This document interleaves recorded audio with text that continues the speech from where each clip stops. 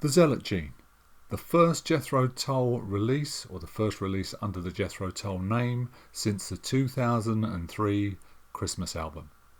The Zealot Gene is a concept album centering around the strong emotions that we possess as humans. Hate, envy, lust, greed, compassion, loyalty and love. Ian Anderson also references biblical text about these emotions, kind of showing that we haven't really changed all that much over the centuries. Now that's a brilliant idea for a concept. For me, Ian Anderson has always been one of the most articulate and intelligent people working in rock music. I could listen to the man talk on podcasts for hours or in interviews. He is, as Bertie Wooster once remarked about his butler Jeeves, a cove with a brain the size of a small planet. So, what do I think of the album? Well, if you like Thick as a Brick 2 and Homo Eroticus, you're going to love it.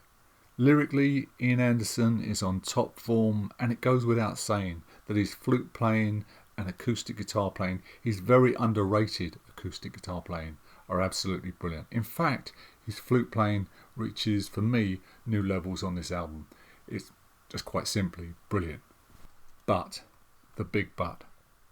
The limitations Ian's damaged voice now has mean his vocal range is extremely limited. He cannot handle complex melodies, so he has to construct songs to fit.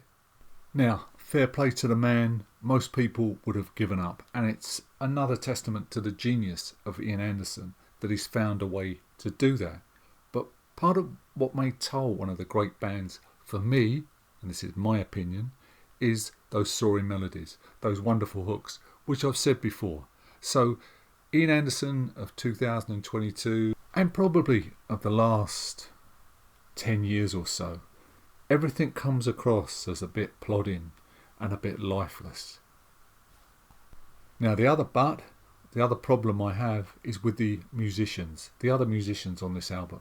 It comes over as Ian Anderson with a bunch of session players. And though we put the Jethro Tull label on it, it still comes across as Ian Anderson's solo band. I know Ian Anderson owns Jethro Tull, the rights to Jethro Tull, and he can do what the hell he likes, but that's how it sounds.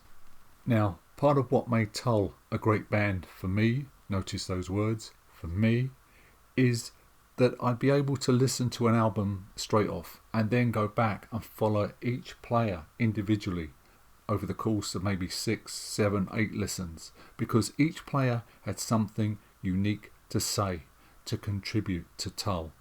There was those individual voices within the band. They're not there right now. I don't know if they do have anything to contribute or they're just playing to Ian Anderson's orders, but it just doesn't do it for me. But the saving grace here, I guess by now the Tull Zealots will have a wasp right up the bum and be waving their signed, genuine Minstrel in the Gallery codpieces at me at the screen and muttering those immortal lines, "Stop living in the past." Well, you're wrong, boys, you're wrong. What I want is another great Tull album. This, the Zealot Gene, is Tull by numbers. For an example of what I mean, take a listen to the drums on this album. Can you imagine Ian bringing in someone like Gavin Harrison? Perfect drummer for Jethro Tull. The depth and creativity he would bring to the music. And surely this is progressive rock, and the clue there is in the word progressive, which is to move forward. This isn't moving forward. Maybe that's why they shortened it to prog. So, like I said, if you love Thick as a Brick 2 and Homo Eroticus, you're going to love this, and fair play to you. It looks like it's going to be a massive success with all the hype around it, and Ian doing interview after interview, and he's already writing the next album.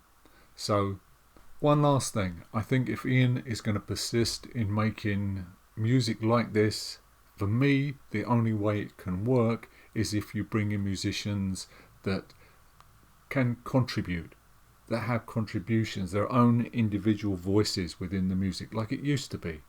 And then I think if you bring in great players or even the band that you already have, and allow them to have their own individual voices within the music. Allow them to bring their own contributions.